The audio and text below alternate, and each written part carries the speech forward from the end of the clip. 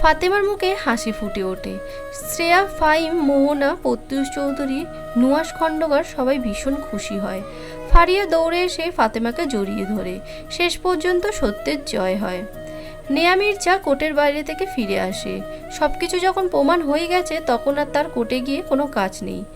নেয়া কোর্টের বাইরে আসতেই তার ফোন কল আসে। নেয়া বিরক্ত হয়ে ফোনটা রিসিভ করতেই বিপরীত দিক থেকে কেউ একজন বলে ওঠে, তোমাকে যা করতে বলেছিলাম করেছো তো? ফাতেমার হয়ে সাক্ষ্য প্রমাণ দিয়ে ওকে বের করে এনেছো তো? নেয়া মির্জা বলে ওঠে, না, কারণ সেটার কোনো প্রয়োজন পড়েনি। আমি কোর্টে পৌঁছানোর আগেই প্রত্যুষ চৌধুরী আর নুহাস খন্দকার মিলে ফাতেমাকে নিরাপরাধ প্রমাণ করে ফেলেছে। সাহেল এবং নয়নার সব কীর্তিও জানাজানি হয়ে গেছে। কোর্ট ওদের শাস্তি দিয়েছে। ফাতেমা, তুমি মুক্তি পেয়েছ। আগন্তুক হেসে বলে, মুক্তি আর ফেলো কই? একটা সমস্যা, মুক্তি পেয়েছে কেবল। আকাশ থেকে পড়ে খেজুর গাছে আটকানোর কথাটা শুনেছ? ওই ফাতেমার সাথে তাই হবে। ফাতেমাও মুক্তি পেয়েছে। তোমার যা করার করো, আমার পেমেন্টটা দিয়ে দিও। সেটা তো অবশ্যই দিব। তোমার মতো কাজের লোককে পেমেন্ট না দিলে চলে? তবে তার আগে তোমায় আরেকটা দায়িত্ব পালন করতে হবে। ঠিক, কী দায়িত্ব? ওই ফাতেমার কাছাকাছি যাওয়ার চেষ্টা করো, ওর ভরসা জিতে নেওয়ার চেষ্টা করো, আর এর জন্য যা প্রয়োজন তাই করো। আর তারপর বলেই অট্টহাসিতে ফেটে পড়ে। নেয়া মির্জা বলে, তারপর কি সেটা আমি খুব ভালো করে জানি। এটাই তো প্রথম নয়, এর আগেও তোমার সাথে আরও কাজ করেছি। আশা করি আগের বারেরগুলোর মতো এই কাজটাও ভালোভাবে উতরে দেবে। মনে রেখো, এটা কিন্তু আমি তোমায় শেষ সুযোগ দিয়েছি। যদি এই সুযোগটাকে কাজে লাগাতে না পারো তাহলে মনে রেখো, তোমায় আমি বাঁচিয়ে রাখবো না। পারবো, আমি কোনো ভুল চোখ করবো না। That's good. বলেই সে কল রেখে দেয়। ফাতেমা একটা বড় ছবি টাঙানো সামনের দেয়ালে। সেই ছবিটা হাত বুলিয়ে বলছে, খুব শীঘ্রই আমাদের দুজনের দেখা হচ্ছে ফাতেমা। ফাতেমা আজ মুক্তি পেয়ে আবারও তার বাড়িতে ফিরেছে। মোহনা এই খুশিতে ফাতেমার পছন্দের সব রান্না বসিয়েছে। ফাহিমও উল্লাস নিয়ে নিজের বনে ফিরে আসায়। আর ফারিয়া তো এতদিন পর নিজের মাকে ফিরে পেয়ে তার কোল থেকে আর নামতে চাচ্ছে না। শক্ত করে জড়িয়ে আছে নিজের মাকে, যেন ছেড়ে দিলে আবার পালিয়ে যাবে। শ্রেয়া, শাবানা বেগম ও প্রত্যুষ আজ এসেছে। শাবানা বেগম তো ফাতেমাকে বলেছেন, তুমি ফিরে আসায় আমি অনেক খুশি হয়েছি মা। এতদিন আল্লাহর দরবারে কত প্রার্থনা করেছি যেন তুমি বেকসুর খালাস পাও। আজ আমার প্রার্থনা পূরণ হয়েছে। এর মধ্যে হঠাৎ নুয়াশ খণ্ডকার চলে আসেন সেখানে। সে এসেই ফাতেমার উদ্দেশ্যে বলল, আপনাকে নির্দোষ প্রমাণ করতে পেরে আমি অনেক খুশি। যদি আমার কারণে আপনার বিনা অপরাধে জেল হয়ে যেত তাহলে আমি নিজেকে কোনোদিন ক্ষমা করতে পারতাম না। আপনি যা করেছেন সবই ছিল আপনার দায়িত্বের খাতিরে, কিন্তু আমার সৃষ্টিকর্তার উপর ঠিকই বিশ্বাস ছিল। আমি জানতাম আল্লাহ তার মাসুম বান্দার কোনো ক্ষতি হতে দেবেন না, আর দেখুন ঠিক তাই হয়েছে। ফাতেমা জেল থেকে মুক্তি পাওয়ার পর কয়েকদিন সুন্দরভাবে অতিবাহিত হয়েছে। ফাতেমার জীবনে এই কয়েকদিনে অনেক পরিবর্তন এসেছে। সে এখন অনেক শান্তিতে দিন যাপন করছে। জীবন যেন অনেক ঝামেলামুক্ত মনে হচ্ছে। ফাতেমা এখন অনলাইনে শাড়ির বিজনেস শুরু করেছে। এই জেলে যাওয়ার কারণে তার একটা সব বড়ই হয়েছে।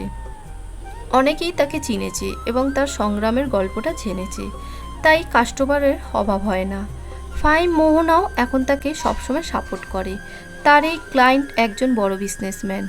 ফাতেমার কালেকশানে থাকা শাড়িগুলো তার অনেক পছন্দ হয়েছে, তাই তো তিনি ফাতেমাকে আরও কিছু শাড়ির অর্ডার দেন। ফাতেমা খুব খুশি হয়ে যায়। ক্লায়েন্টের সাথে মিটিং শেষ করে সে ফারিয়াকে আনতে তার স্কুলের সামনে যায়। স্কুল ছুটি কিছু সময় পর ফারিয়া বের হয়ে আসে। ফাতেমা ফারিয়ার কাছে যায়। ফারিয়া এসে ফাতেমাকে জড়িয়ে ধরে। ফাতেমাকে বলে আজ স্কুলে কি হয়েছে। ফাতেমা বেশ আগ্রহ নিয়ে শুনল। ফারিয়াকে নিয়ে ফেরার সময় ফাতেমা হঠাৎ খেয়াল করে স্কুলের একটা বাচ্চা মাঝ রাস্তায় চলে গেছে।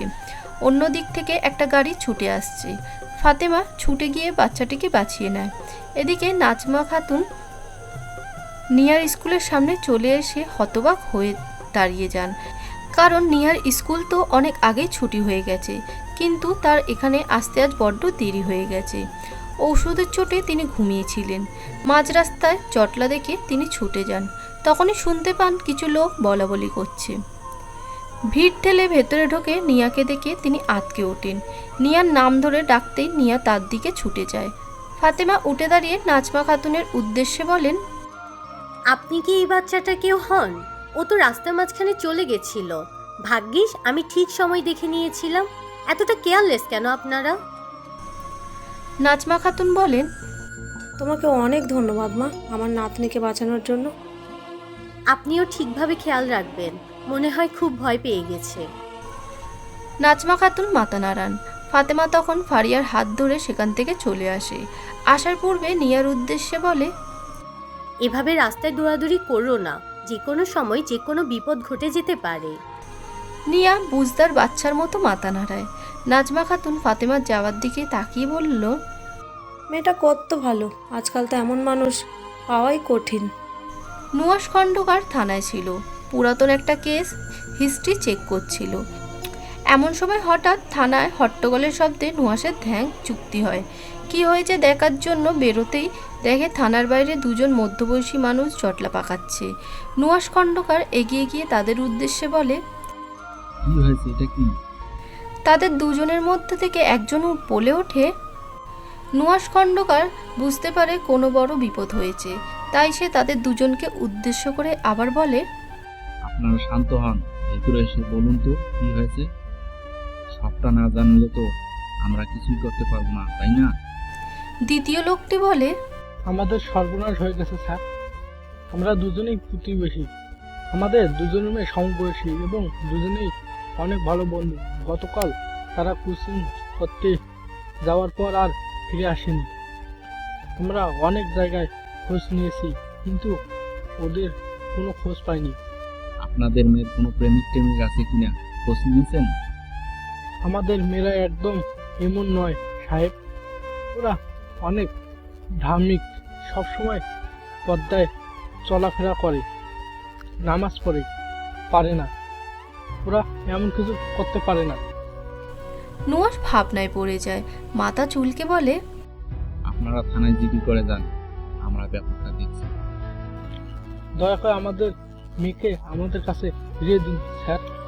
আমরা চেষ্টা করব। বলে নুয়াশ থানার ভেতর প্রবেশ করে। গভীর ধ্যানে কিছু চিন্তা করতে থাকে।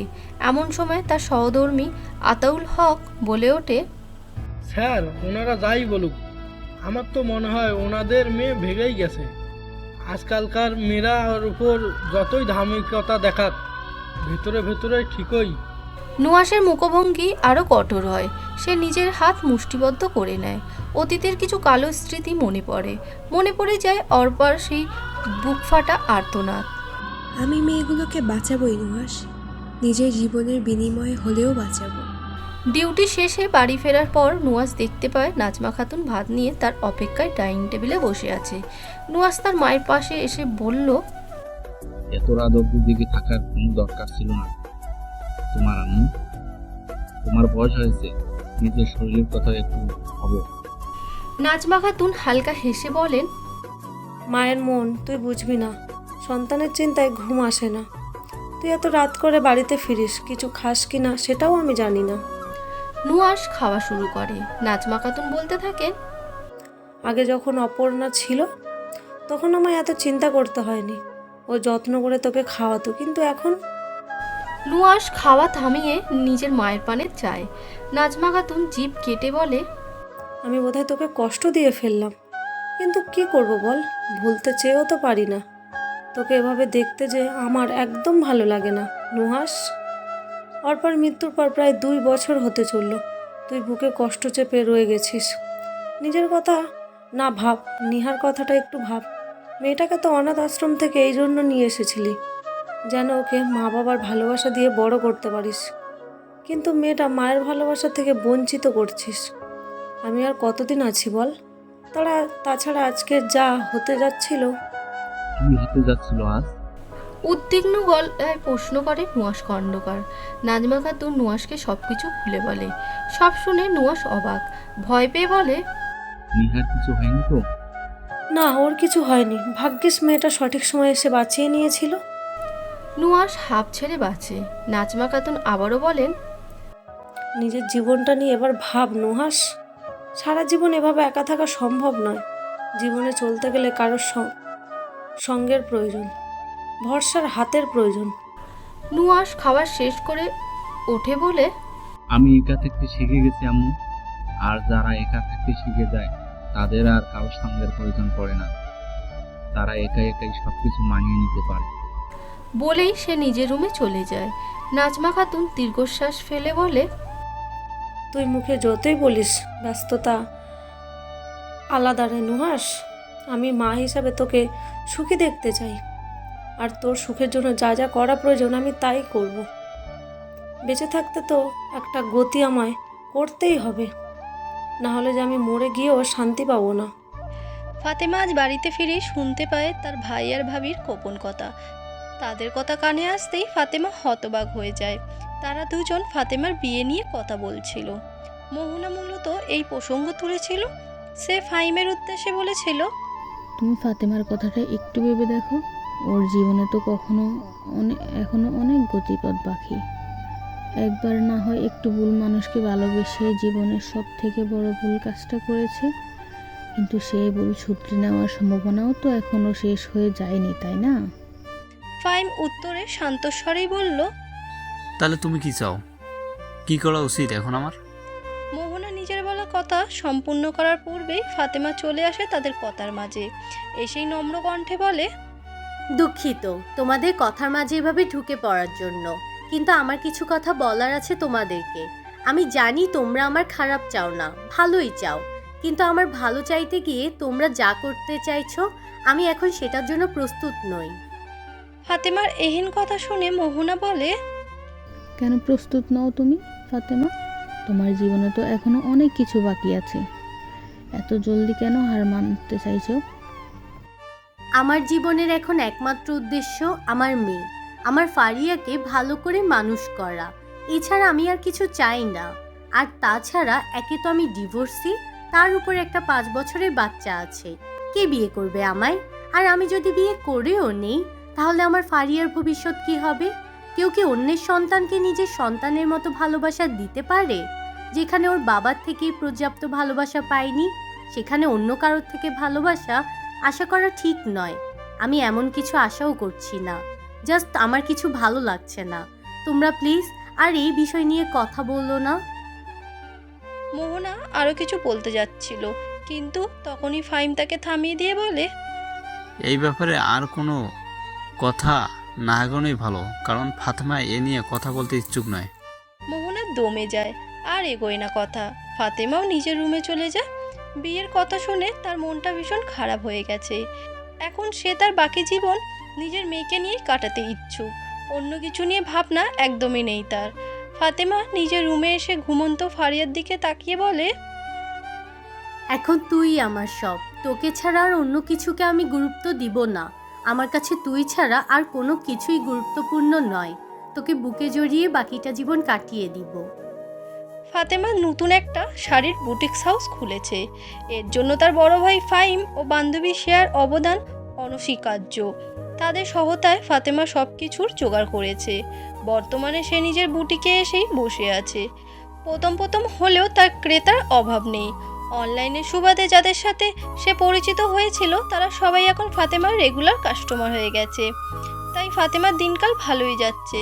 এর পাশাপাশি সে পড়াশোনাও চালিয়ে যাচ্ছে এবং নিজের মেয়ের যথেষ্ট সময় দিচ্ছে। এর বাইরে আর কি চাই জীবনে? নেহা মির্জা ফাতেমার বুটিক হাউসের বাইরে দাঁড়িয়ে আছে। বাইরে বেশ বড় বড় অক্ষরে লেখা ফারিয়া বুটিক্স হাউস। নেহা মির্জা বার কয়েক সেটা পড়ল। এমন সময় তার ফোনে কেউ কল দিল। ফোনটা রিসিভ করতেই বিপরীত দিক থেকে কেউ বলে উঠল, তুমি কি ওখানে পৌঁছে গেছো?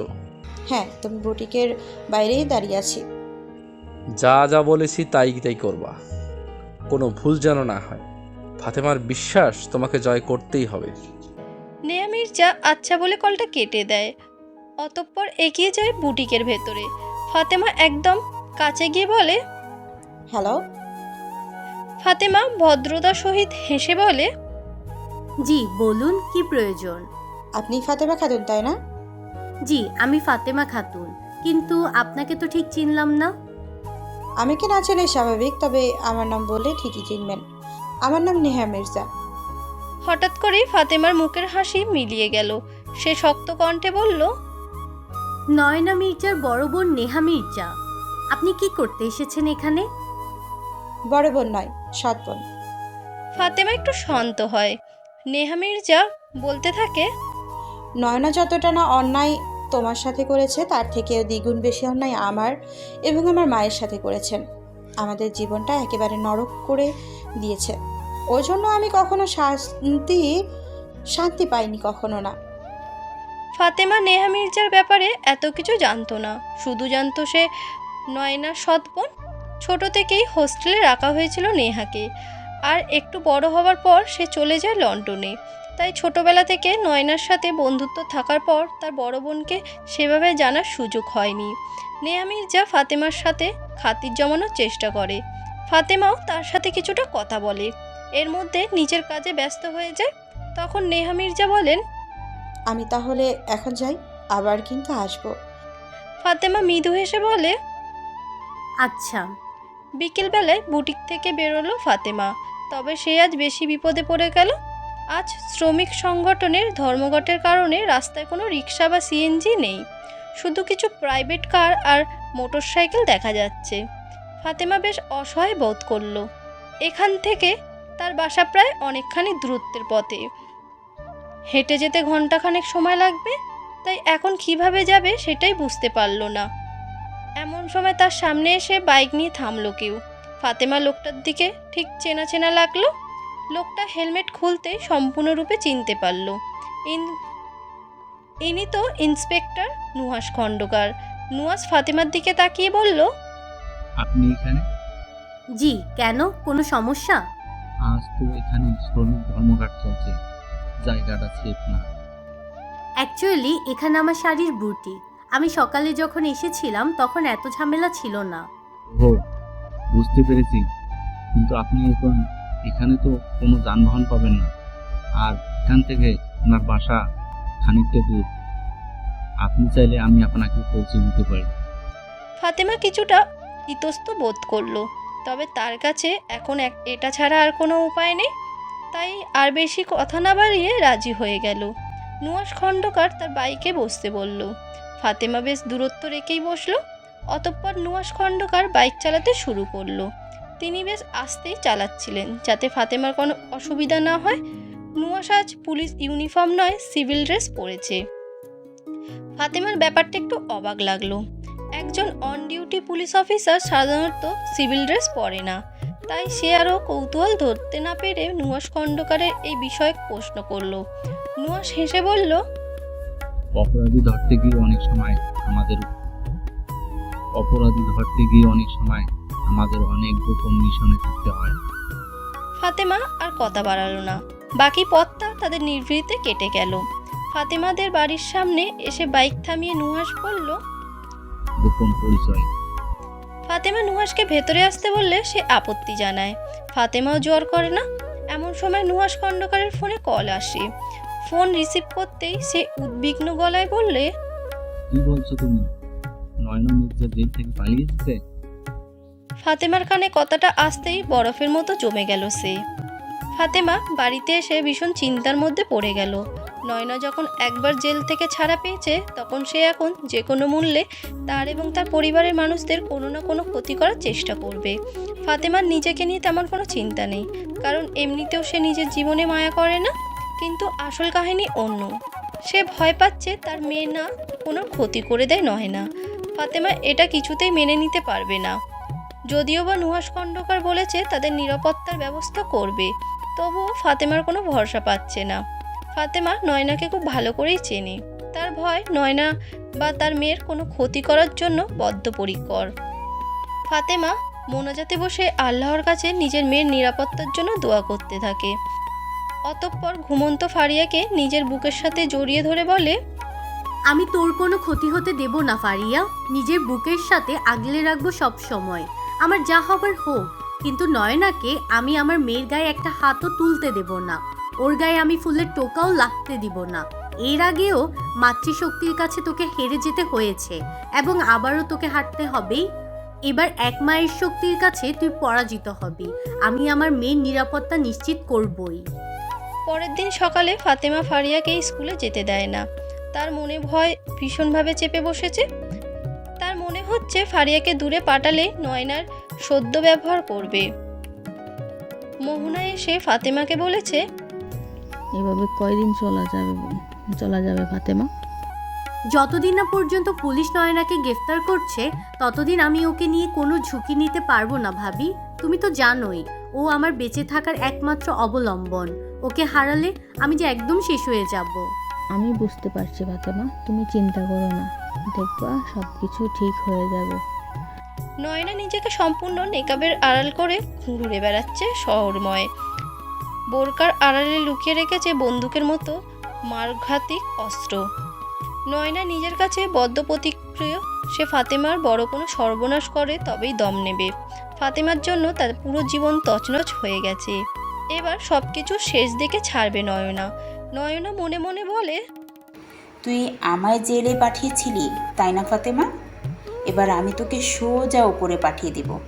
যেভাবে তোর বাবা মাকে পাঠিয়েছিলাম ঠিক সেইভাবে তোকে উপরে পাঠানোর বন্দোবস্ত করব আমি। তোর এবার বিনাশ হবেই আমার হাতে।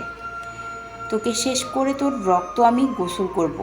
তারপর আমি শান্তি পাবো। তোকে না মেরে আমি কিছুতেই শান্তি পাবো না, কিছুতেই না। নয়না হঠাৎ নিজের চোখের সামনে ফাহিমকে দেখতে পেল। ফাহিম তার সামনে একটা দোকান থেকে পাচার করছে। ফাহিমকে দেখে নয়না বলে উঠল, আরে এটা ফাতেমার ভাই? হ্যাঁ তাই তো, ফাতেমার ভাই ফাহিম। এর মধ্যেই আমি ফাতেমার কাছে পৌঁছতে পারবো। নয়না মনে মনে পরিকল্পনা সাজিয়ে নেয়। ফাহিম বাজার করে দোকান থেকে বের হতেই নয়না তার কাছে গিয়ে নিজের গলার স্বর বদলে বলে, ভাইজান, আমি গ্রাম থেকে ঢাকায় আসছি।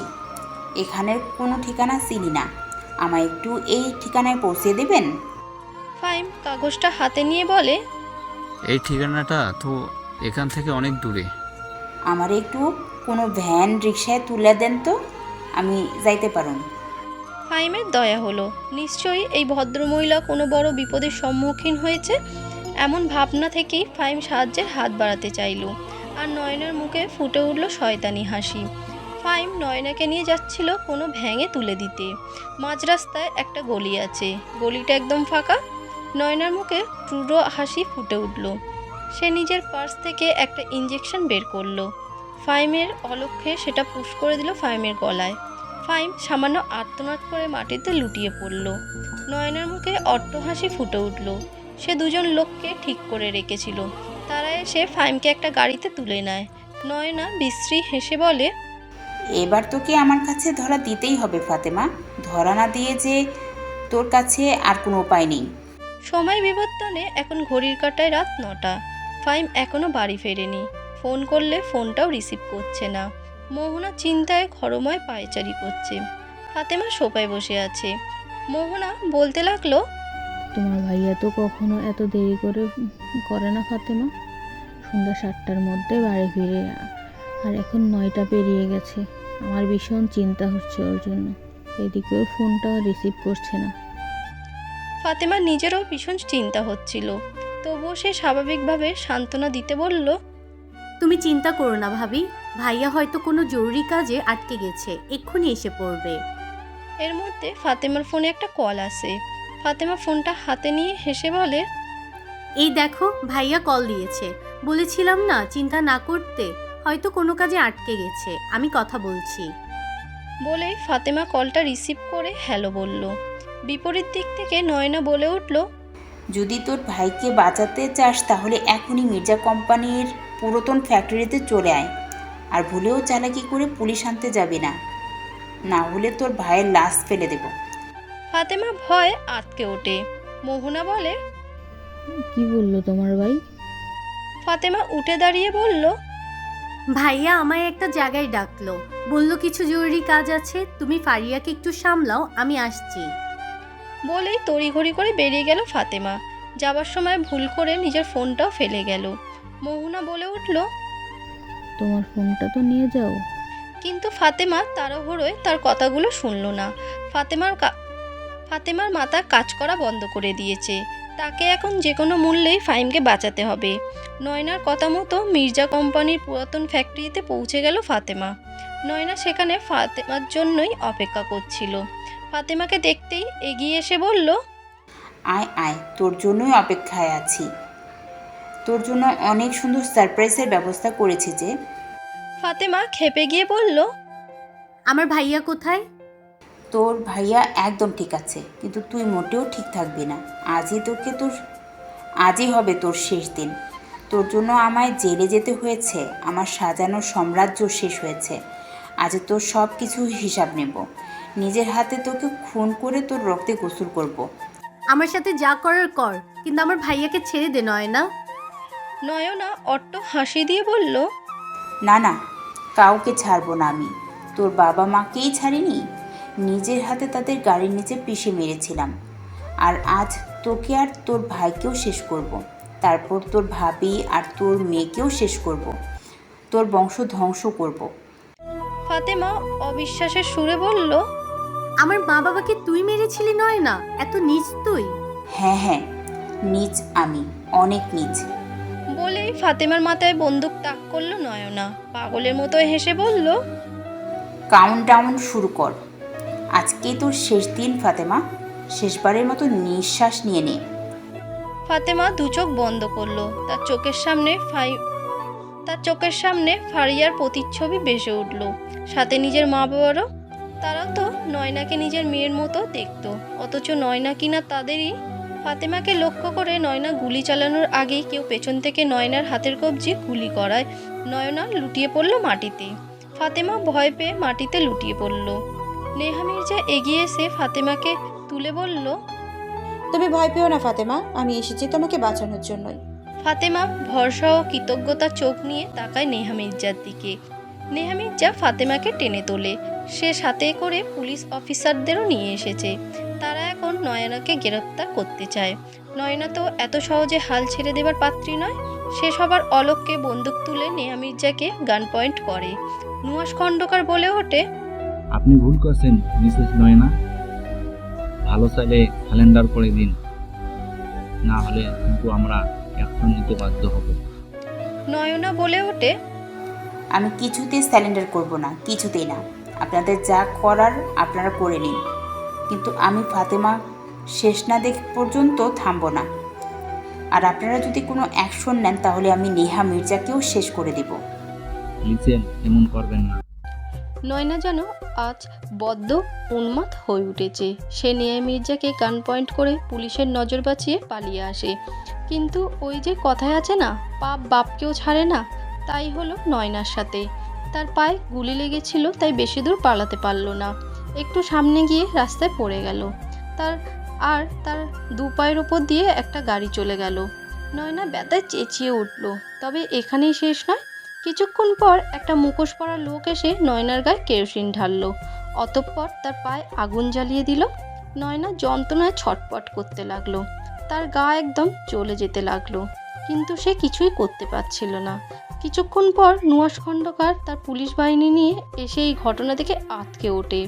তারা সবাই গিয়ে পানি এনে নয়নার গায়ে ঢালে, কিন্তু ততক্ষণে নয়নার দেহের অধিকাংশ অংশই পুড়ে গেছে। আগুন নেভানোর পরেও নয়না যন্ত্রণায় ছটপট করছিল। নুহাস খন্দকার কয়েকজন মহিলা পুলিশ সদস্যকে বলে, তোমরা এক্ষুনি ওনাকে হাসপাতালে নিয়ে যাওয়ার ব্যবস্থা করো, ঠিক? তারা তাই করে। ফাতেমা ও ফাহিম ফিরে এসে তাদেরও বাসায়। ফাতেমা নয়নার অবস্থার কথা ভেবে স্বস্তি পায়।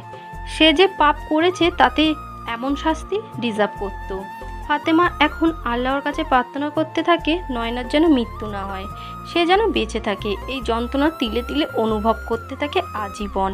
সে ফাতেমার সাথে আজীবন যেসব অন্যায় করেছে সব কিছুর জন্য যেন এভাবেই কষ্ট ভোগ করতে থাকে। ফারিয়া তো ফাতেমাকে বাসায় ফিরতে দেখে তাকে গিয়ে জড়িয়ে ধরে। মোহনাও ইতিমধ্যে সব জেনে গেছে। তাই সে ফাহিমের কাছে এসে বলে, তুমি কি এখন ভালো আছো?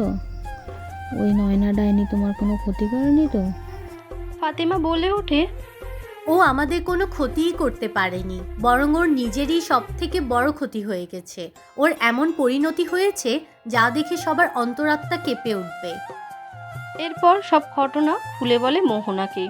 সব শুনে মোহনা তাজ্জব বনে যায়। আজ এই তাজ্জব ঘটনাই তাকে অবাক করে। ফারিয়া ফাতেমাকে শক্ত করে ধরে বলে, ওই শয়তান আন্টি শাস্তি পেয়েছে, এটা জেনেই আমি খুব বেশি খুশি হয়েছি আম্মু। উনি এমন শাস্তি ডিজার্ভ করেন। মোহনাও বলে, নয়নার সাথে যা হয়েছে সেটা একদম ঠিক হয়েছে। কয়েকদিন পর ফাতেমা আজ নয়নার সাথে দেখা করতে এসেছে। নয়নার অবস্থা দেখে সে অনেকটা স্বস্তি পায়। নয়নার পায়ের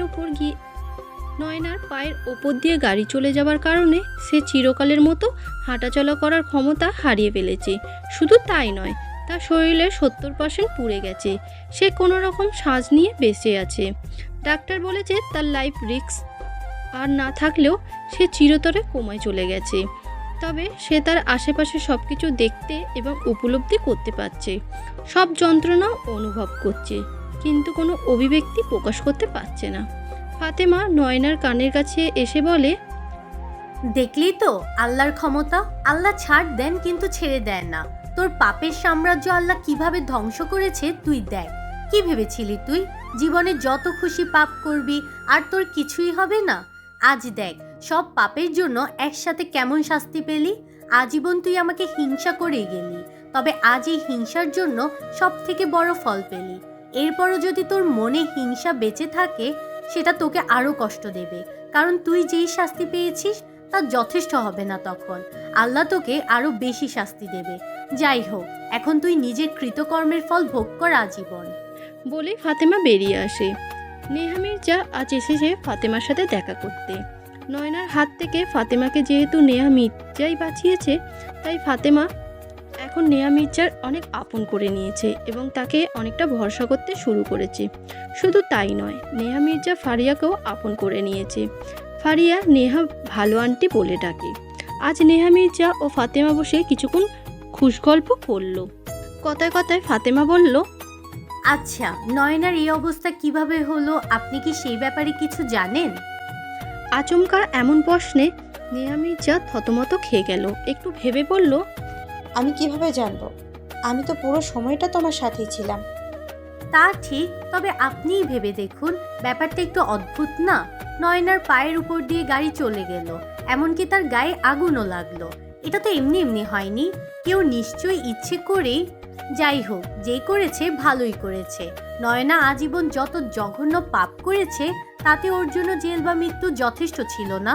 ও যেই শাস্তি পেয়েছে সেটাই উচিত ছিল। এই শয়তান মেয়েটা আমার মা বাবাকেও শেষ করে দিয়েছে। তুমি একদম ঠিক বলেছো ফাতেমা। ওই নয়না আমার এবং আমার মায়ের সাথে অনেক অন্যায় করেছে, ওর এটাই প্রাপ্য ছিল। এভাবেই কথা আগাতে থাকে। আলাপ শেষে নেহা মির্জা বাইরে বেরিয়ে আসে। বের হওয়ার সময় নুহাশ খণ্ডকারের সাথে দেখা হয়। দুজনেই একে অপরের দিকে তাকিয়ে ইতিপূর্ণ হাসে। বাইরে এসে নেহা মির্জা কাউকে একটা ফোন করে বলে, আমি মিশনে অনেকটাই এগিয়ে গেছি ফাতেমা, এখন আমি অনেকটাই বিশ্বাস করে। Good, very good. তবে তুমি জানো এরপর তোমায় কি করতে হবে? হ্যাঁ জানি, তবে কি? আমার তোমার থেকে কিছু জানার ছিল। কি জানতে চাও? নয়নার এই অবস্থার পেছনে কি তোমার হাত আছে? এটা জানা তোমার জন্য দরকারই না। তোমার যতটুকু জানা প্রয়োজন ততটুকুই জানো। এর বেশি কিছু জানার চেষ্টা করলে তোমার অবস্থাও নয়নার মতোই হবে। নেহা মির্জা ভয় পেয়ে ফোন রেখে দেয়। তাহলে আমার সন্দেহই ঠিক, ওই আছে এসবের পেছনে। যাই হোক, এসব ব্যাপার নিয়ে আমি আর মাথা না ঘামাই। আপাতত নিজের মিশন পূরণ করার ব্যাপারে ভাবি, পরেরটা পরে দেখা যাবে। বলেই নেহা মির্জা সামনের পথে রওনা দেয়। ফাতেমার জীবনের সমস্যা যেন শেষ হতে চায় না। একটার পর একটা সমস্যা লেগেই গেছে। এই যেমন নয়নার সমস্যাটা মিটে যেতেই তার জীবনে এসে জমা হয়েছে আর একটা সমস্যা। ইদানিং ফারিয়া ভীষণভাবে অসুস্থ হয়ে পড়েছে। অধিকাংশ সময় গায়ে জ্বর থাকে, পেটেও নাকি ব্যথা। প্রথমে ফাতেমা সামান্য জ্বর ভেবেছিল, কিন্তু এখন বুঝতে পারছে সমস্যাটা জটিল। তাই ফাতেমা ভাবছে আজ ফারিয়াকে নিয়ে ডাক্তার দেখাতে যাবে, কারণ এছাড়া ফারিয়াকে বাঁচানোর আর কোনো উপায় যে তার হাতে নেই। ফারিয়াকে নিয়ে হাসপাতালে এলো ফাতেমা। ডক্টর অনুষ্কা চৌধুরী একজন শিশু বিশেষজ্ঞ ডাক্তার। তিনি ফারিয়ার বিভিন্ন চেক আপ করলেন। অতঃপর ফাতেমাকে বললেন, আমি যেটা সন্দেহ করেছিলাম সেটা না হলেই খুশি হব। আপাতত আপনি সৃষ্টিকর্তার উপর ভরসা রাখুন আর প্রার্থনা করুন যেন বড় কোনো অসুখ না হয়। আপনি কি সন্দেহ করছেন ডক্টর চৌধুরী? আমার মেয়ের বড় কোনো অসুখ হয়নি তো? দেখুন, আমি আপনার অবস্থাটা বুঝতে পারছি। একজন মায়ের কাছে তার সন্তানের সব কিছুই ভীষণ স্পর্শকাতর। তবে আমি আপনাকে এখনই নিশ্চিত হয়ে কিছু বলতে পারছি না। আগে রিপোর্ট আসুক, রিপোর্ট দেখার পর নিশ্চিত হওয়া যাবে। ফাতেমা ফারিয়াকে কোলে নিয়ে বেরিয়ে আসে। ফারিয়া যে এই কয়েকদিনে অসুস্থতায় ভীষণভাবে নেতিয়ে পড়েছে। ফাতেমা ফারিয়াকে জড়িয়ে ধরে বলে, তোর কিছু হবে না মা, তুই যে এখন আমার বেঁচে থাকার একমাত্র অবলম্বন। আমি তোর কোনো ক্ষতি হতে দেব না, কিছুতেই না। এমন ভাবনা থেকেই ফাতেমা ফারিয়াকে আরও জোরে নিজের বুকের সাথে জড়িয়ে রাখে। অতঃপর বাসার উদ্দেশ্যে রওনা দেয় আর আল্লাহর কাছে প্রার্থনা করতে থাকে যেন ফারিয়ার তেমন কোনো বড় অসুখ না হয়। এ যেন সামান্য কিছু হয় যেটা চিকিৎসা করলে ভালো করা সম্ভব হয়, না হলে যে এই পৃথিবীতে ফাতেমার একদম একা হয়ে পড়বে। মেয়ে ছাড়া যে সে অনেক বেশি অসহায়, তার বেঁচে থাকার একমাত্র অবলম্বন তার মেয়ে। ফাতেমা ফারিয়াকে নিয়ে বাসায় ফিরতে তাকে আলতো করে বিছানায় শুইয়ে দিয়ে বলে, চিন্তা করিস না, তোর মা সবসময় তোর পাশে আছে। আমার প্রাণের বিনিময় হলেও তোকে বাঁচতে হবে। নুহাশ খণ্ডকার পড়েছে মহাঝামেলায়। তার মা নাজমা খাতুন অনেক বেশি অসুস্থ হয়ে পড়েছেন। তাকে নিয়ে সবসময় এখন হাসপাতালে যাওয়া আসা করতে হয়। তার ক্যান্সার ধরা পড়েছে। নাজমা খাতুন এই ব্যাপারটা জানার পর থেকে আহাজারি করে চলেছেন। তার মনে হচ্ছে তার কিছু হয়ে গেলে এই সংসারটা ভেসে যাবে। এই জন্য তিনি বেঁচে থাকতে তার 2 ছেলের একটা ব্যবস্থা করে দিয়ে যেতে চান। নাজমা খাতুনের ছোট ছেলে নাইম মায়ের বাধ্য ছেলে, তাই তাকে নিয়ে তার কোনো চিন্তা নেই। তবে নাজমা খাতুনের মূল চিন্তা তার বড় ছেলে নুহাশ খণ্ডকারকে নিয়ে। নাজমা খাতুন চান নুহাশ আবার নতুন করে জীবন শুরু করুক, কিন্তু নুহাশ তো একদম যাকে বলে নাছোড়বান্দা। সে কিছুতেই এইসব কথা শুনতে নারাজ। তাই নাজমা খাতুন আজ অন্য উপায় বের করলেন। ভালো কথা বলে যখন ছেলেকে রাজি করানো যাবে না, তখন অন্যভাবে কাজ করতে হবে। তার মুখে ক্রুডো হাসি। এবার ছেলেকে ইমোশনাল ব্ল্যাকমেল করে হলেও তিনি রাজি করাবেন। রাতে নুহাশ খণ্ডকার বাড়ি ফেরার পর তার ছোট ভাই নাইম খণ্ডকার এসে বলেন, জানো ভাইয়া, মা ভীষণ জেদ করে বসে আছে। ডাক্তার বলেছে মাকে নিয়মিত ওষুধ খেতে, কিন্তু মা ওষুধ খাচ্ছেই না। নুহাশ ফোঁস করে শ্বাস ফেলে। এমনিতেই একটা জটিল কেস নিয়ে তার জীবন জেরবার, তার উপর এখন এসব নতুন ড্রামা। তার আর সহ্য হচ্ছে না এসব। নুহাশ তার মায়ের ঘরে প্রবেশ করেই বলে, মা তুমি এসব কি ড্রামা করছো? সারাদিন কি ওষুধ খাওনি? এসবের মানে কি? আমি তোর মা, আমার উপর একদম চড়া গলায় কথা বলবি না। তুই আমার কথা শুনিস যে আমি তোর কথা শুনবো? নুহাশ এবার একটু নরম স্বরে বলে, তুমি কি চাও মা?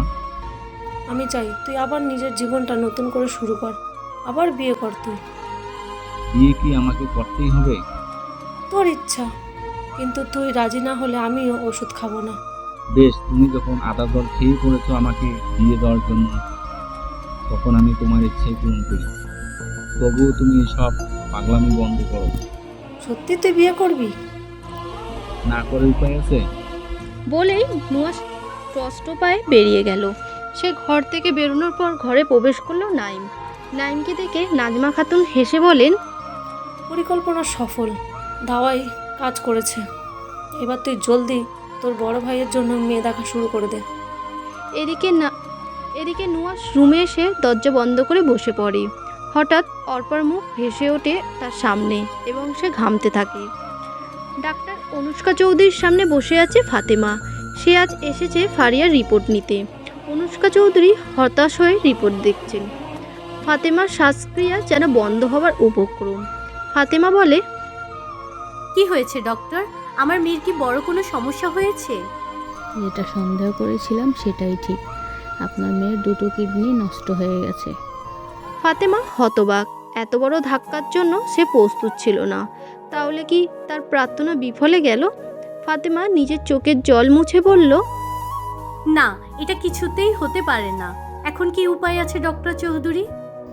যা অবস্থা তাতে কিডনি প্রতিস্থাপন করা ছাড়া আর কোনো উপায় নেই।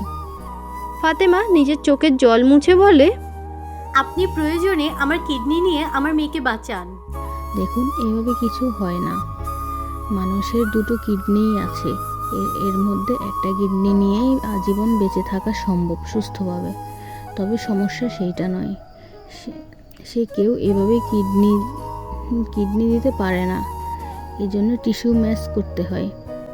এছাড়া নিকট আত্মীয় ছাড়া কেউ টিস্যু দিতে পারে না। ফাতেমার কাছে সবটা এলোমেলো লাগছিল।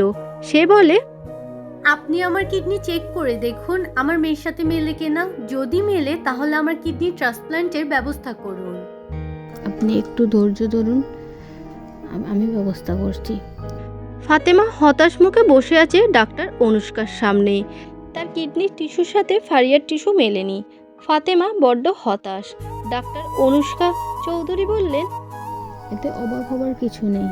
কিডনির টিস্যুর ব্যাপারটা রক্তের গ্রুপের মতো নয় যে ফ্যামিলির সাথে মিল থাকবে, বরঞ্চ এই ক্ষেত্রে আত্মীয় সম্পর্কহীন মানুষের সাথেও টিস্যু মিলে যায়। তবে সমস্যাটা হচ্ছে বাংলাদেশি আইন অনুসারে নিকট আত্মীয় ছাড়া আর অন্য কোনো টিস্যু নেওয়া সম্ভব নয়। তাহলে এখন উপায়? জানি না। ফাতেমা পুনরায় হতাশ। এমন সময় একজন নার্স এসে বলে, ফারিয়া জাহানের কিডনির টিস্যুর সাথে তো একজনের টিস্যু মিলে গেছে। কিছুদিন আগে যে একজন পুলিশ অফিসার এসেছিলেন চেক করতে। কি বলো, তাই নাকি? ফাতেমা যেন আশার আলো খুঁজে পায়। বলে, কে তিনি? নামটা তো ঠিক মনে নেই। মিলে গেলেও তো কিছু করার নেই, কারণ ওনার সাথে পারিয়ার কোনো সম্পর্ক নেই। তাই বাংলাদেশের আইন অনুসারে কিডনি ট্রান্সফার সম্ভব নয়। ফাতেমার মনে জাগ্রত হওয়ার আশার আলোটা যেন আবার নিভে যায়। সে এখন সম্পূর্ণ কি করা যাবে সামনে? এই প্রশ্নের কোনো উত্তর নেই। তাহলে কি এখন নিজের মেয়েকে হারাতে হবে, নাকি আল্লাহ কোনো পথ বের করে দেবেন?